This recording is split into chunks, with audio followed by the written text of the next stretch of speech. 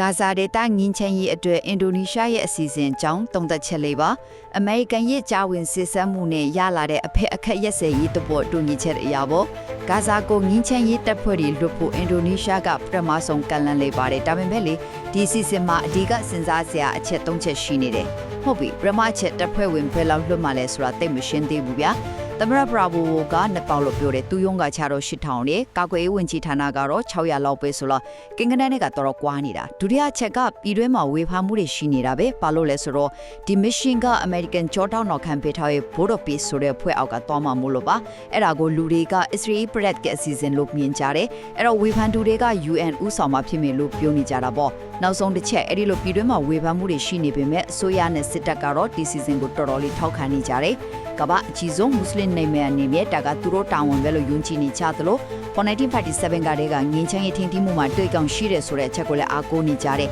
ဆိုတော့ခြုံပြောရရင်အင်ဒိုနီးရှားရဲ့ဂါဇာငင်းချမ်းရေးအစီအစဉ်ကကြီးရွယ်ချက်ကောင်းပေမဲ့တပ်ဖွဲ့ဝင်အရေးတော့မရေရာမှုတွေနဲ့ပြည်တွင်းဖိအားတွေကြားမှာအချက်ရိုက်နေတဲ့နေထားပါပဲ